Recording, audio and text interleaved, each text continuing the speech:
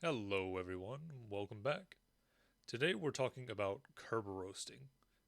Now, Kerberoasting is focusing specifically on using SPN accounts, or they're also called service accounts, specifically for lateral movement. The most common SPN accounts that you'll see or recognize are things like the Kerberos BTGT or the Kerberos Ticket Granting Ticket Service. Another example is something like host at domain or host name with the dollar sign at the end, right? These are all common service accounts that we expect to see on any Active Directory domain. However, sometimes domains require additional service accounts. Let's say that you have running a Nessus service account. Well, the fun part is that this account, this SPN account, is the exact same as a Kerberos account. However, what makes it ideal for pivoting using lateral movement techniques is that the passwords for these, most often than not, are almost never changed. They're also typically shorter passwords, making them prime targets for lateral movement. So, if we look, there are a few requirements to this kind of attack. First, you have to have access to some domain joined account. Doesn't have to be a local admin, it doesn't have to be a high privileged account. It can be on any host in the domain as long as it's a domain joined account. Second, the SPN account has to be available in the domain. If there is no SPN account to enumerate or to request a ticket for, there's no point, right? Also, the domain has to be using Kerberos authentication instead of NTLM authentication. We'll go over a little bit later as to how to know when one is being used in the domain versus the other. Now, why would you want to Kerberoast? Most often than not, it's a usable account for lateral movement. And typically, let's say again, let's go with the example of our Nessus service account. Typically, these SPN accounts that are custom created have local administrator access for the desired host. So let's use Nessus again as an example. If I have a server within my environment that is specifically running privileged Nessus scans, I'm going to use this common SPN account, this Nessus service account, as a local admin to run this privileged scan in my environment. It might not be a local administrator on every device, I highly doubt it, but having local admin access even to just one server is a big win. Last, you can also create SPN accounts if you have domain admin access and get a really good persistence in the environment because, if done right, this is a very stealthy technique that barely leaves any traces outside of normal everyday activity. And if you look at the 3 steps used in this attack chain, it's really only maybe 2 steps that might stand out. First, requesting a ticket of the SPN account. Second, dumping the credentials from that ticket using Mimikatz, Powersploit, a lot of different other attack tools as well. And third, pivoting to the SPN account using pass the hash, overpass the hash, or even better, just a legitimate logon. Alright, so remember our 2 requirements. First, we have to be using a domain joined account, which we are in this case. And we can even see, hey, we are not even on a administrative shell, we're just on a local domain user, right? And second is we have to make sure that we are using Kerberos authentication in the domain and not NTLM, which we'll find out how to do that later using KList. So, first we're going to request from the domain any and all SPN accounts. Just a quick query from the domain. And we see accounts that we usually expect. There's going to be service accounts for every host, like the Windows 10 device, the Windows Event Forwarder, even the domain controller. We're also going to see the Kerberos ticket granting ticket account, which, of course, we're going to expect that in every domain. But we also see that there is a custom created Nessus service account. Now, at this point, we can check and see, hey, does this Nessus user account provide any valuable credentials? Is it worth us pivoting to? And pretend with me for a moment that maybe this has additional group memberships. Maybe this Nessus service account is a local administrator specifically on the server we want to pivot to, our Windows event forwarder, right?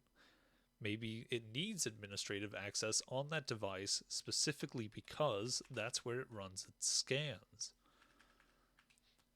Now that we've determined that it is, in fact, something that we want to pivot to, let's go ahead and we're going to add the identity model to our current PowerShell.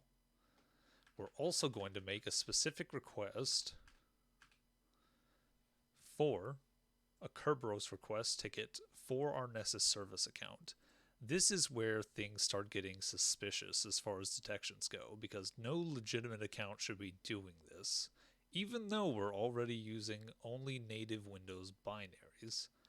And we can verify that this ticket is indeed loaded into memory by using klist, which, considering this actually populates with data, klist tells us, because this actually has some output, this domain is in fact using Kerberos instead of NTLM.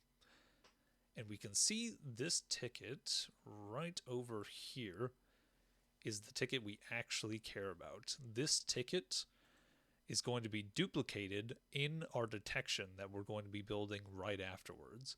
We see here, hey, the Vagrant domain account is specifically requesting an SPN ticket for the Nessus service account. It's also using a weaker encryption type, RC4. Now, without loading or putting anything onto disk, let's strictly use things on the internet or things we can load into memory. So, we're going to make an IEX callout specifically to the Empire project for their invoke Kerberos script. We'll load that, and we will dump credentials for our currently loaded SPN or Kerberos tickets that we have loaded in memory, outputting the file as hashes.kerberoast.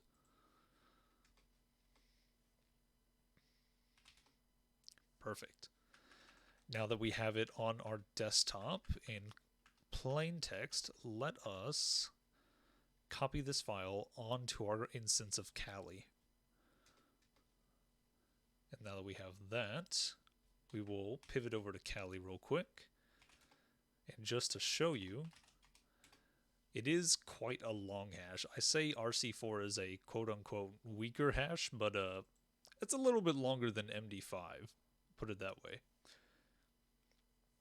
Now, we can, I've already done this, so I'm just going to use the show command at the end here, but we're going to be using mode 13100, which is essentially hashcat for RC4 encryption.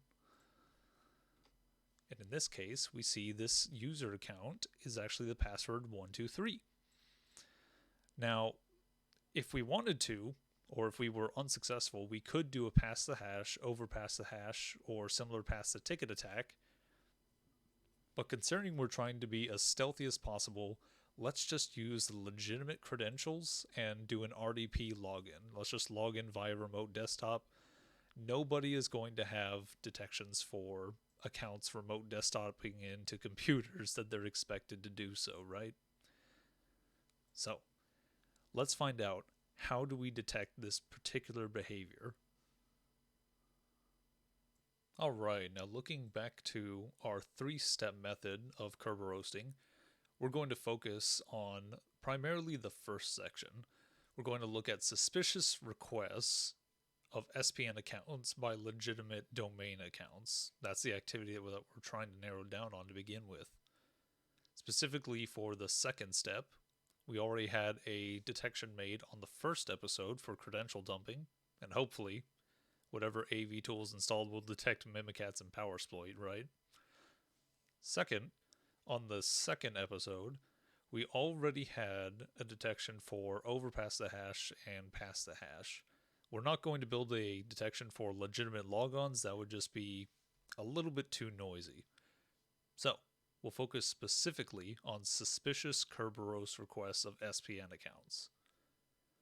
And fortunately, Hacktricks actually has a very good mitigation method, or detection method, I should say, for this.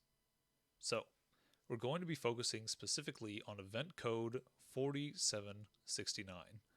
This populates on the domain controller specifically anytime a Kerberos ticket is requested.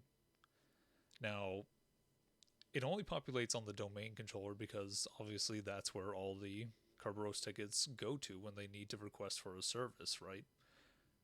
While unfortunately this won't populate things like, hey, what host was used by this domain account in order to request a ticket for the SPN account, we do still have the account details, so that is still something to go off of.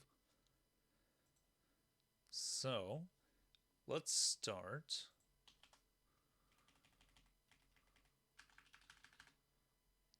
Let's start by populating that event code.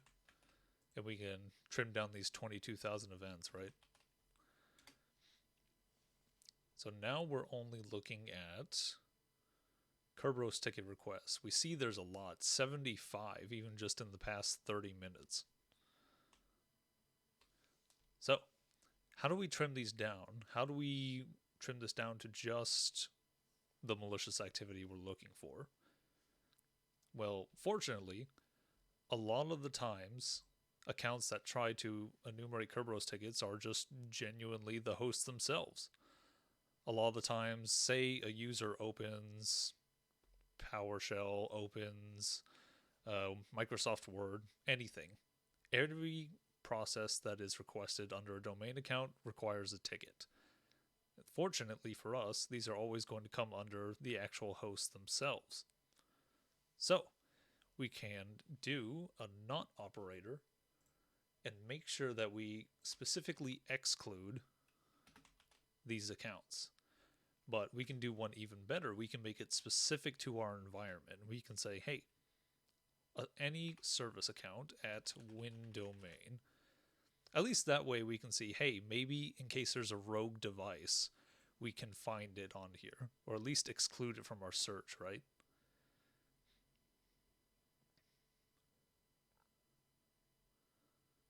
Oh, I need to put an asterisk there. There we go. All right. Now we see, hey, we see the actual malicious account, in our case, Vagrant, requesting the Kerberos tickets, but who exactly is the request for? We still need to narrow down this target. We have a detection now for, hey, Kerberos requests by a non-service account. Already slightly suspicious, but not anything too demanding, right? But we can narrow this down by the service and say, hey, let's also make sure that the service account is not tied to a service, or I should say the Kerberos request is not tied to a host service. We can tie this down and say, hey, all of the following service names should not be the Kerberos ticket granting ticket account. And let me show an example just by pushing out the window here a little bit. It should give us, yeah, there's 7. So, if we look at all these service names, these are all things we expect to see, right? We see some host values for the services. We also see the Kerberos ticket granting ticket account. We expect to see these for even legitimate requests. So we can knock these out and say, hey, let's also say, let's tune this detection a little bit more. Let's not include service accounts, and let's not include the Kerberos ticket granting ticket account, right? This is what gives us, our actual malicious requests. Now we see, hey, If we forward this to a SOC, we say, hey, this account, Vagrant at our domain, is requesting a Kerberoast ticket for an SPN account. In this case, where is it? Here we go. Service name Nessus service account. What's more, we can even tune this down a little bit further and say, hey, only show us weak encryption types for the ticket, just like RC4. That's why it was so fast to crack on Kali. And also only when it's successful, right? And specifically, this encryption type, 0x17, is referring to RC4. Most Kerberos attacks will involve or try and decrypt RC4 because if you try and decrypt AES 256, it just gets way too long-winded. And last I checked, nobody uses DES anymore. Or at least, I certainly hope they wouldn't. But we can tie this down even further. Or, optionally, we can also delete this entirely. We can show even failures if we like. That's possibly some point of value as well, right? Regardless, thank you all for joining me here, and I appreciate you coming with me on this journey.